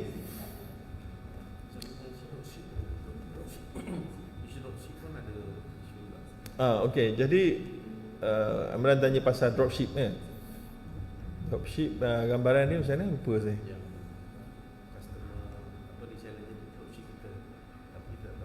Okey, dalam MIM punya keputusan kita tak ada buat dropship. Jadi kalau reseller buat dropship itu on your own terms dan kita tak bertanggungjawab dari sudut syariah dia. Ya. Sebab itu bukan package dalam MIM Gold and Jewelry, itu you buat sendiri. So jangan claim itu patuh syariah daripada saya, daripada MIM Gold.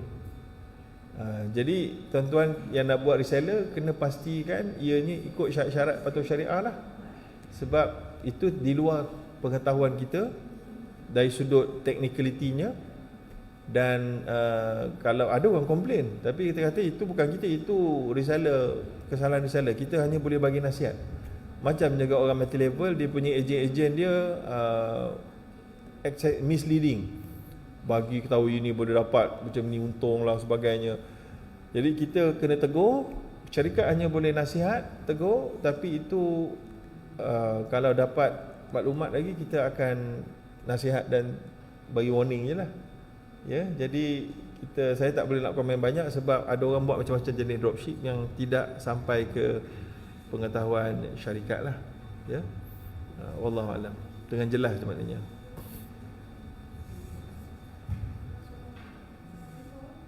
Assalamualaikum. Assalamualaikum, saya Lisa dari Melaka. Bertanya kepada doktor tentang pembelian emas melalui bayaran asuran. Siapa yang buat? Contoh saya lah. Bukan MIM lah. MIM tak ada buat. Sebab ni saya pernah membeli emas secara asuran. Nak tanya, adakah benda tu berlaku ikut patuh syariah? Taklah. Kecuali dia buat cara hamil jediah tadi lah.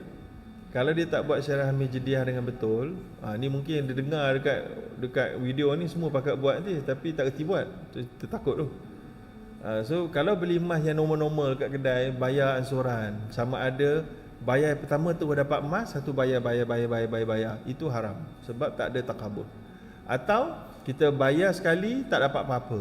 Bayar 2, 3, 4, 5, 6, 10 kali baru habis penuh baru kita dapat. Yang itu pun haram juga sebab dah masuk dalam kontrak. Nampak? Yang itu haram sebab apa? Sebab tidak ada takabut, tak ada yadan biadin. Syarat ni mesti serah terima. Sebab tu beli emas kena cash. Kalau nak buat ansuran, kena ada betulkan konsep dengan kontrak. Itu yang saya kata kena buat hamil jediah tu. Boleh tapi kena betulkan lah macam-macam. Tapi saya tak yakin lah company yang buat dengan puan tu buat secara patuh syariah. Saya tak pastilah.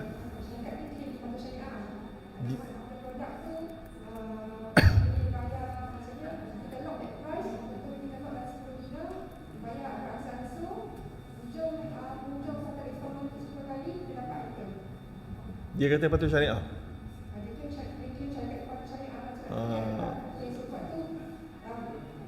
Yang itu kena tanya penasihat syariah dia lah. Saya pun tak pastilah kalau gitu. Kalau dia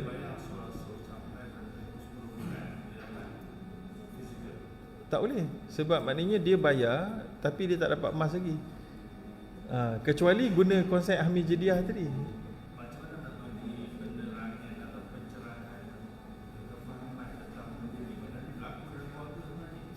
Oh ya.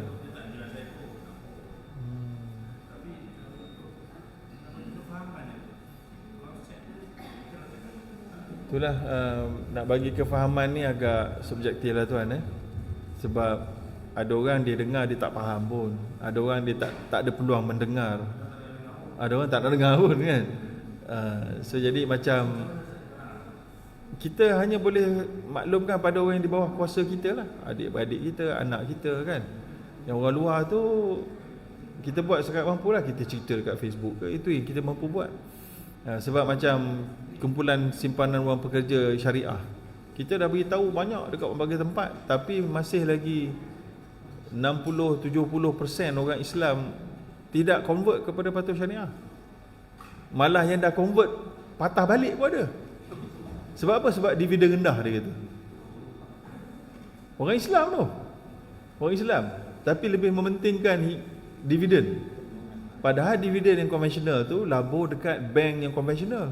Bank konvensional tu pula duk bagi pinjaman dekat kasino kapal sekali tu.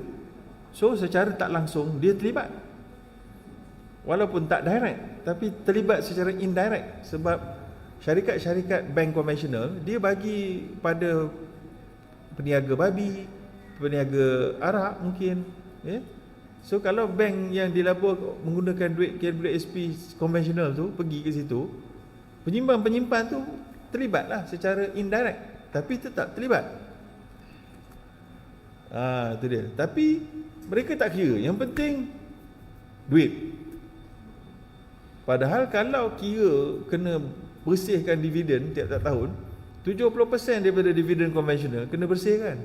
Kalau dapat dividen 10,000, 7,000 kena bersihkan pada fakir miskin. Tinggal 3,000 je yang dia boleh masuk balik. Dan bersihkan tak semesti pakai duit KWSP tau. Boleh pakai duit sendiri yang sedia ada, tak ada masalah. Tapi lebih baik convert tu. Maknanya kalau lepas bersihkan, dividen konvensional KWSP itu tinggal 1% lebih. Kan rugi kan. Tapi malahnya agak ramai umat Islam masih lagi bukan tak sedar tapi tak beriman dengannya. Wallahu alam. Okey, habis dah soalan semua? Kira.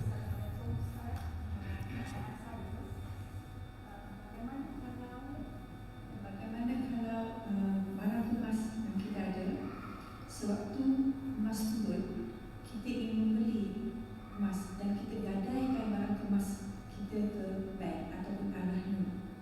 Kita beli. Dan itu kita beli gold. Masa emas turun, Ya. kita beli emas. Kita beli emas. Dengan Emas- cara emas kita perhiasan? gadai barang emas yang kita ada. Maksudnya modal dari gadaian, Ya, kita dah beli emas perhiasan atau belum? Belum. kita sudah beli emas perhiasan. Lepas tu emas turun, harga emas turun dan kita nak membeli gold tu. Nak membeli gold bar. Ya. So kita Gadaikan barang emas kita. Dengan Cagarkan. modal yang ada kita cagarkan. kita dapat pinjaman, Ya. guna duit cash, kita beli emas. Ya. Lepas tu Bagaimana hukum? Hukumnya kalau kita pergi pajak gadai Rahnu, haruslah. Boleh, tak ada problem. Kita cagarkan emas kita yang sedia ada, perhiasan. Kita pun pergi guna duit cash beli emas fizikal kan, borgol bar. Boleh. Tapi lepas tu tak nak redeem balik emas cahaya perhiasan tu. Tak, lepas kita dapat bar, kita tunggu harga naik, kita jual. Lepas tu kita guna duit cash pergi cagar balik, pergi redeem balik emas dekat. Oh, boleh, dua-dua boleh. Itu tak ada problem. Ya, betul. Boleh.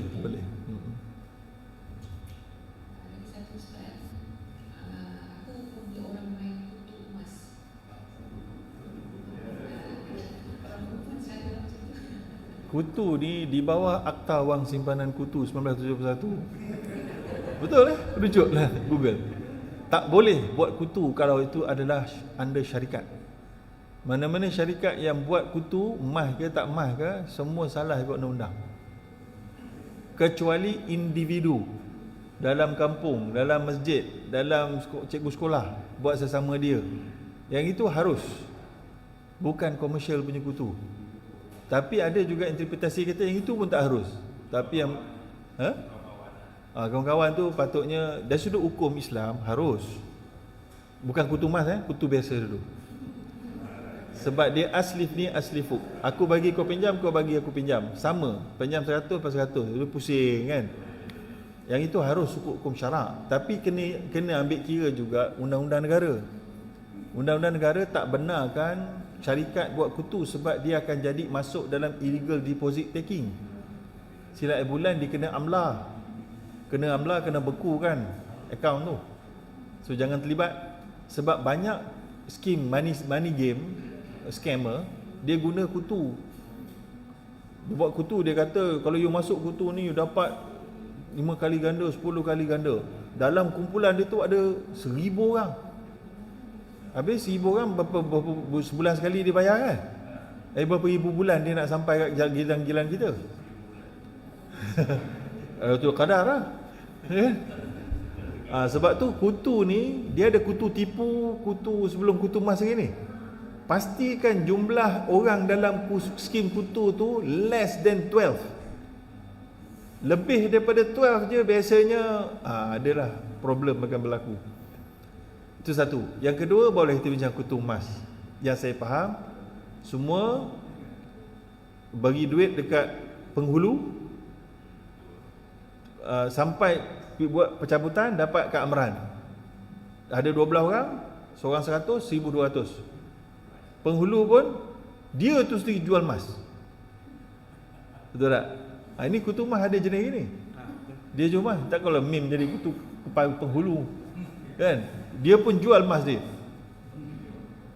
Dan dia jual emas dia. So jadi itu ada masalah yang tadi lah, yang hulul baik lu masalah. Sebab bila kutu dia pun termasuk dalam tu, orang bagi pinjam kat dia maknanya. Ataupun dia memberi pinjam. Okey. Masalah dia dekat sini adalah dia gandingkan, dia mensyaratkan mesti beli kat dia, tak boleh. Kalau dia ada perniagaan emas, bila dah sampai orang pemenang yang terpilih, dia boleh beli emas dekat penghulu ataupun dekat MIM. Contoh, baru boleh. Ya. Tapi adakah berlaku penangguhan bayaran ansuran kat situ? Tak ada. Sebab dia tak ada akad apa-apa pun membeli emas. Kalau penghulu tu jual emas, cukup yang ada bayaran ansuran tak boleh. Dia tak boleh dianggap bayaran ansuran lah. Dan maknanya bayaran bulan-bulan tu bukan bayaran ansuran lah, tapi dia adalah kutu punya bayaran. Cukup syarat siapa menang, siapa terpilih, penghulu jual emas dia. Kalau wajib tak boleh. Kalau tak wajib boleh. Tapi mesti bukan syarikat. Mesti less daripada 12. Dan mesti bertulis kontrak. Sebab duit yang kita bayar tu masuk dalam akaun penghulu. Kalau penghulu lari, ya, mesti ada kontrak. Kontrak mesti stamp duty. Faham? Kontrak kalau tak stamp duty, tak terpakai dekat mahkamah kat Malaysia. Faham tu? Kontrak dengan isteri ke, kontrak dengan suami ke, kontrak dengan adik-beradik ke, jangan ni kita ada paper ni, ada kontrak ni, sign ni. Kalau tak ada COP lembaga hasil, bawa ke mahkamah, ini tak ada nilai. Betul kena faham jadi kena pastikan. So kalau penghulu tu dia dapat seorang bayar 1,000, 12 orang 12,000, dia dah pergi melancong kat Switzerland tu. Balik-balik dah tak ada kontak dah, dia tukar nombor dah. Pergi rumah dia dah keluar dah kat rumah. Bye-bye Ini adalah risiko-risiko yang boleh risiko syariah. Kalau ketumas mas tu dah ada. Mas tu dah ada. Saya tak tahu.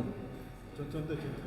Jadi yang saya faham kutumas yang tadi itulah biasanya penghulu tu jual, ataupun biasanya itulah penghulu tu dia jual.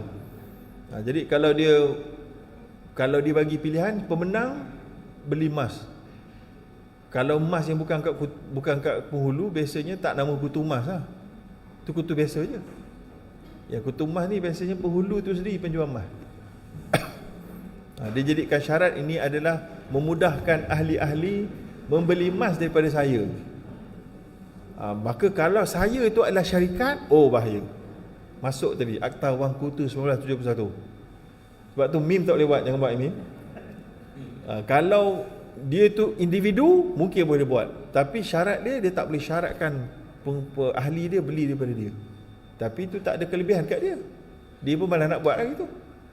Itu point dia. Wallahu a'lam. Alright, ada lagi? Okey. Facebook daripada Tuan Faisal Hashimi, jika nak keluarkan fizikal emas dari akaun JSS, perlu ke 2 kali akad jual JSS dan akad beli fizikal? Okey, keluarkan emas JSS tu emas kita. So jadi kalau cukup dia punya gram dia daripada minimum 0.5 ke atas, sekarang dah kecil sikit lah, 0.25. So kita tak ada akad lain. Akad kita adalah itu dalam kita punya, kita keluarkan, tapi sebab ada apa nama tu, dia punya premium tu. Premium tu saja, maknanya emas tu tak ada jual beli emas tau. Tapi kita hanya jual beli premium tu sebab dia ada kad tu, dia akan melekat ke atas kad. So harga upah untuk buat dalam bentuk tu, jadi kita beli yang itu je. Kita beli kad dengan servis upah tu, jadi dinamakan dalam package sebagai apa? Premium fee kan. Premium fee tu sebenarnya agak upah untuk menguruskan pengeluaran emas kita yang seketul tu. Saya maksudnya dia dua korban berbeza. Satu yang ada meeting, satu yang JSS. Itu yang kata akan berlaku exchange atau akad. Tak, tadi kata keluarkan emas JSS. Mas JSS tu kat sini dia kata kat korban. Ini ada set meeting. Itu kan berlainan dengan aku pernah tanya kan, ada akad emas daripada korban 1 kilo. Itu kan berbeza dengan Okey, itu di peringkat syarikat lah. Sebab dua-dua emas tu dia sama. Ni 999, ni 999. So jadi daripada dia ditakyinkan dekat dalam 1 kilo yang besar tu, so sekarang ni dia nak keluarkan, kita dah keluarkan yang dah siap je lah. So jadi yang dah siap ni dia tak perlu ada akad dah kat situ, sebab dia memang sama je. Itu emas kita kat sini 10 gram, sini 10 gram, dia takyin dia tu hilang kat sini sajalah. So dia exchange saja, tak ada masalah exchange tu. Itu dia antara syarikat lah. Lepas tu ada harga untuk kad tu, yang itu sajalah yang dia nak kena bayar. Macam itulah jawapan dia. Bagi saya tak ada akad yang spesifik yang diwajibkan dekat situ, sebab penukaran replacement daripada gold bar 1 kilo kepada 1 gram dan seumpamanya. Ya. Wallahu a'lam. Okey, terima kasih kepada MIM Gold and Jewelry dan semua hadirin. Harap-harap dapat manfaat daripada perbincangan kita dan dapat lebih awareness untuk menyimpan emas. Dan emas memang sedang berharga dekat harga-harga yang tinggi sekarang ni. Dulu semua bawah $2,000 dari sudut 1 ounce troy lah kan, harga emas world dunia lah. kan, tapi sekarang ni semua dah atas 2000. Dulu bawah 300, sekarang ni semua dah atas 300 kan. Saya dulu beli emas murah, masa tu 170 1 gram. Murah kan.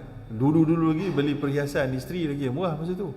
Masa tu mungkin dah RM20 1 gram kan, RM30 1 gram je kan. Lepas tu sekarang 300. Maka sebab tu perlu emas ni jadi salah satu di antara penyimpan nilai kekayaan kita. Tapi bukan satu-satunya, salah satu. Kita boleh ada tanah, boleh ada saham, salah satu emas kena ada.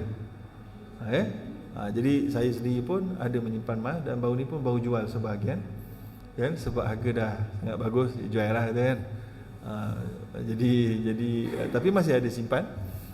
Yang mana saya rasa dia adalah salah satu aset kelas yang bagus, khususnya kalau tuan-tuan dan puan yang ada anak kecil.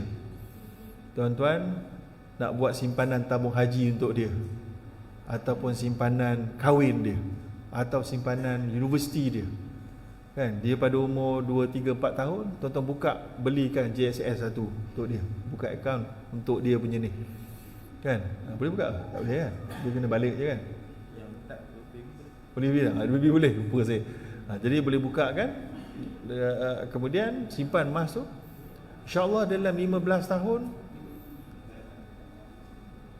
naiklah harga tu. Saya buat juga dulu, tapi masa tu MIM belum wujud lah. Saya buat lama dah, saya buat tahun 2014 untuk anak-anak saya dengan Kuwait Finance House punya emas. Sekarang ni dah 2024, sudah 10 tahun dah ni. Ni besok nak pergi tengok dekat berapa harga dia. Apa dah saya kan. So jadi bila anak nak kahwin, cairkan kan. Jadi tabung haji tak boleh bagi mungkin sehebat tu lah, wallahualam lah. Tapi tabung haji ada juga, emas pun ada juga, terpulang lah tabung haji, kos yang lain pula kan. Wallahualam. Aku lupa hadza wa astagfirullahalazim. Assalamualaikum warahmatullahi wabarakatuh. Okey, saya Dr. Azim merangkamkan sedikit-sedikit ucapan terima kasih kepada berbahagia Dr. Zaharuddin Abdul Rahman atas perkongsian bicara emas beliau sebentar tadi. Pesan orang tua zaman berzaman, simpanlah harta dalam bentuk emas. Ilmu keuangan menjadi teman, boleh membantu di saat cemas. Baiklah, kita teruskan lagi dengan sesi perkongsian bicara emas seterusnya yang akan disampaikan oleh yang berbahagia Tuan Haji Ahmad Pancul, Ketua Pegawai Eksekutif KPSC Durian dan MIM Gold, dengan segala hormatnya dipersilakan. Terima kasih San Pengurusi Majlis. Assalamualaikum warahmatullahi wabarakatuh. Terima kasih pada semua yang hadir. Terima kasih pada Dr. Zaharuddin atas kesudian beliau untuk berkongsi ilmu. Sebab permintaan untuk Dr. Zaharuddin menerangkan dengan kepatuhan syariat ni dah lama dah, banyak kali saya pun berbincang juga dengan wakil Elza untuk setkan date. Even saya pergi Terengganu baru-baru ni pun dah ada orang minta saya booking dia untuk penerangan pasal sepatu syariah ni. Okey, berbalik pada MIM Gold sebenarnya, apa yang saya nak kongsi, amanah sepatu syariah ni memang berat kalau ikutkan kita nak buat dari segi pelaksanaan dia. Masa bincang dengan Dr. Zaharuddin pun peringkat awal memang dia minta banyak benda yang dia minta ikut pada sistem dan juga dari segi kita punya pelaksanaan. Bila kita buat pelaksanaan syariah ni, kita buat dalam berperingkat lah, sebab ada sampai macam tengok tadi lock price. Lock price tu sebenarnya adalah permintaan daripada penyimpan-penyimpan emas kita untuk melaksanakan pembelian emas secara hamis jidyah tu. Okey, perbincangan sebenarnya dah lama kami buat. Saya mula, doktor saya ingat daripada bulan tahun lepas lagi. So kalau perasan, ada banyak benda yang kami kena fikirkan. Satu dari segi stok emas kita, kalau nak buat pembayaran secara berperingkat, secara apa nama dia tu, secara kontrak hamis jidyah tu, saya nak sebut pun agak susah. Hamis jidyah ni, satu, kami tak boleh guna duit yang dibayar. Macam kita cakap tu kan, which is saya nampak sangat berat. Sebab macam mana kami nak pastikan duit yang dibayar tu adalah duit daripada Hamis Jidia tu. Itu antara faktor yang kami ambil kira untuk nak melaksanakan Hamis Jidia ni. Yang kedua, emas tu kita tak boleh beli. Seolah-olah kita niatkan emas tu kami beli supaya kami tak nak rugi pada, katalah kita buat kontrak selama 12 bulan dan kita beli emas pada hari ni, kita niatkan, contoh Tuan Haji beli emas dengan saya 10 gram pada harga sekian-sekian, dan saya beli emas tu, seolah-olah saya berniat emas tu adalah kepunya Haji, which is itu kami nampak macam kami tak nak rugi. Betul tak? Itu yang kita nampak agak beberapa faktor yang kami ambil kira. Sebab saya rasa perbincangan yang akan berperingkat.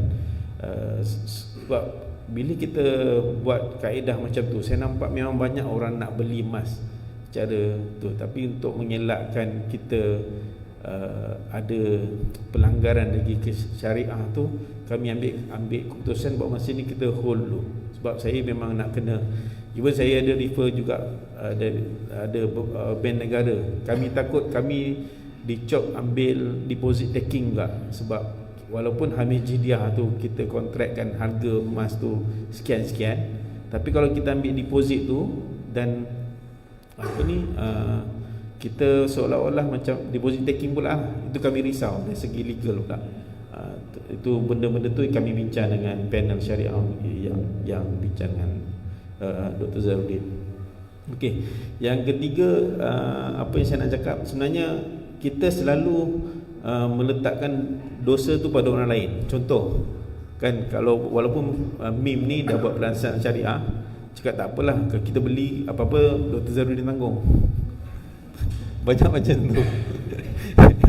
Tapi bila kita balik pada ayat Quran, tak silap ayat kedua terakhir yang diterangkan berkenaan dengan bila ke akhirat nanti, pertanyaan soalan tu adalah tanggungjawab kita sendiri.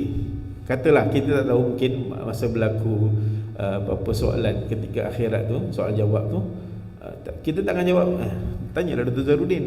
Masa tu memang kita fikir kita sendiri, kita tak fikir orang lain dah. Itu apa saya nak cakap kat sini, walaupun Dr. Zahruddin sebagai panel syariah kita, kami rasa tanggungjawab untuk memastikan syariah tu terjaga. Maksud terjaga tu, tanggungjawab tu besar, amanah tu besar. Kami tahu kalau kami langgar, kami ialah dosa pahala tu kita faham. Saya tak boleh cakap tak apa, Dr. Zahruddin tanggung. Tapi Dr. Zahruddin pun tanggungjawab juga untuk memastikan, even kalau ada benda yang muskil, Dr. Zahruddin sendiri akan mesej saya pukul 12 dia mesej. Pukul 1, kadang-kadang pukul 1 pagi baru ni, apa lagi Dr. Zahruddin tanya saya. Dia nak fahamkan sama ada meme goal ni, macam contoh baru ni pasal MLM. So benda tu kami kena alert juga sama ada apa yang kami buat ni betul atau salah. So even Cik Syafiq Wakil Elza pun kadang-kadang dia akan pantau kita. Saya nak pantau. Sebab itu cakap syariah ni sebenarnya bukannya pada sijil saja. Kalau boleh kita pastikan pelaksana tu adalah memastikan syariah tu diikuti. Sebab satu, saya ingat saya pernah kongsi sebelum ni, tanggungjawab menjaga agama ni adalah kita sendiri sebagai orang Islam. So kalau kita memberikan tanggungjawab tu kepada orang bukan Islam, saya rasa kita rasa berdosa. Sebab tu meme goal ni saya nampak adalah ada Ustaz Ashraf cakap saya kan, Amran ni dah fardu kifayah, awak kena buat benda ni. Sebab kita nak pastikan syariah tu betul-betul kita jaga. Itu juga tanggungjawab tu adalah kita sebagai orang Islam. That's why dalam jual beli emas ni tanggungjawab balik pada pembeli, tuan-tuan dan puan-puan, dan juga kami sebagai penjual.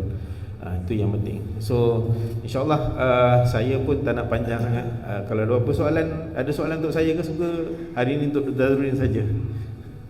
Tak ada soalan untuk saya? Okey, pasal lock emas tu, itu kita dah berpakat. Sebab willing buyer, willing seller kan. Kami bersetuju untuk lock untuk 24 jam tu. Kami tahu ada penyimpan kadang-kadang dia bijak. Cuma cancel lah. Itu tak apa. Itu maknanya willing buyer, willing seller kan. Okay.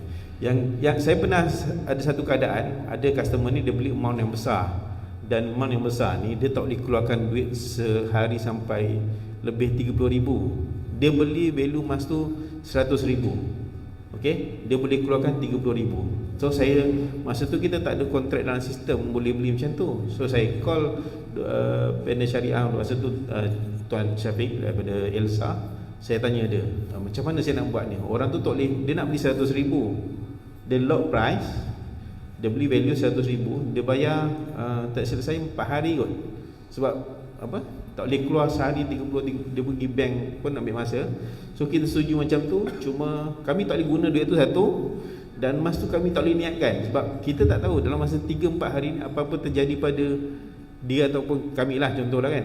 Alhamdulillah berjaya dia habiskan. Sebab katalah dalam masa 2 hari apa-apa terjadi, dia meninggal, kami kena pulangkan balik duit tu.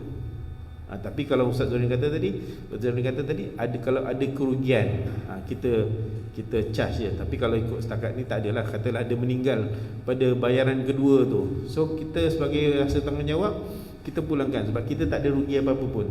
Tapi kalau ada kos, Dr. Zorin kata boleh kita kenakan sedikit penalti. Tapi atas dasar yang kita nampak keperluan tu tak adalah.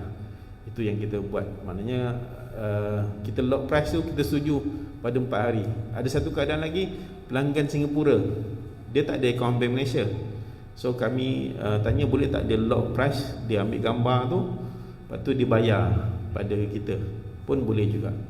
So dari si lock price tu itu pada willing seller juga. Maknanya kita setuju untuk ni. Janganlah lock hari ni bayar itu tidak dibenarkan sebab kita pun tak akan ada, kalau harga emas turun kita rugi. Itu yang faham. Okey, insya-Allah. Terima kasih pada yang datang sini. Ada orang Terengganu datang, Melaka. Terima kasih banyak. Alhamdulillah. Moga apa yang kita kongsikan hari ini ada soalan? Kalau gunakan Arahnu semata-mata untuk buat keuntungan, bukan untuk dapatkan pinjaman kerana keperluan, hukumnya apa? Kalau hukum bukan saya.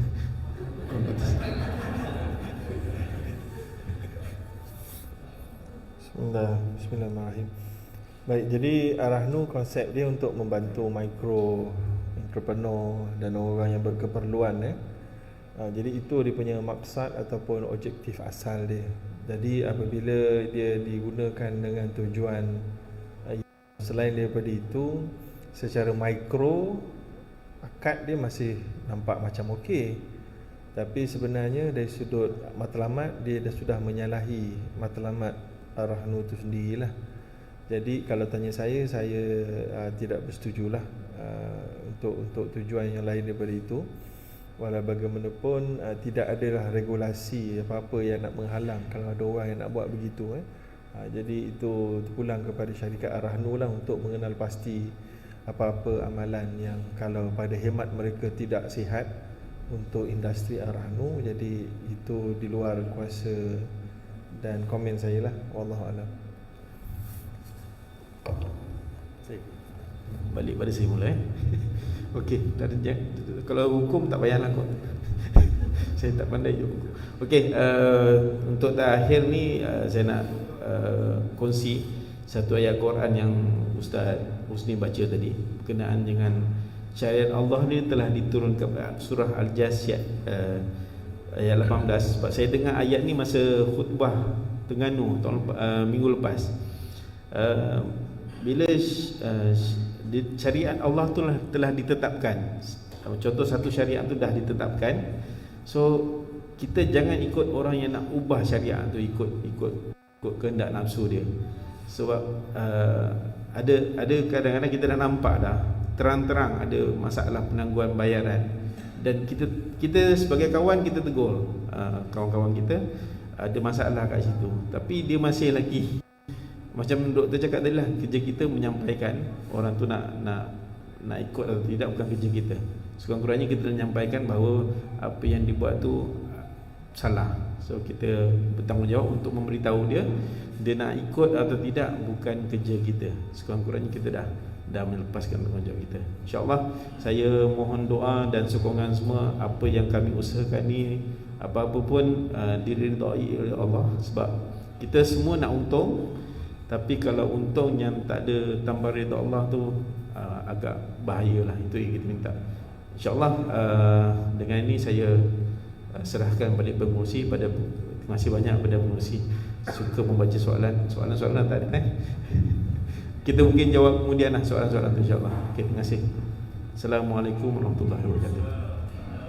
Majlis mengucapkan terima kasih kepada yang berbahagia Tuan Haji Amran Bacok sebagai CEO Minggu. Alhamdulillah selesai sudah perkongsian daripada kedua-dua panel kita pada hari ini. Seterusnya majlis ke acara seterusnya dengan mengumumkan pelancaran program terbaru keluaran khas daripada Minggu. Dengan ini majlis sekali lagi menjemput Tuan Haji Amran Bacok bagi merasmikan keluaran produk terbaru daripada Minggu.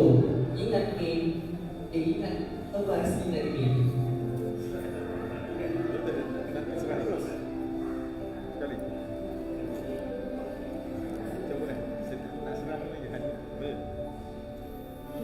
Dengan ini diumumkan keluaran produk terbaru daripada Minggu, iaitu 1 gram soket emas.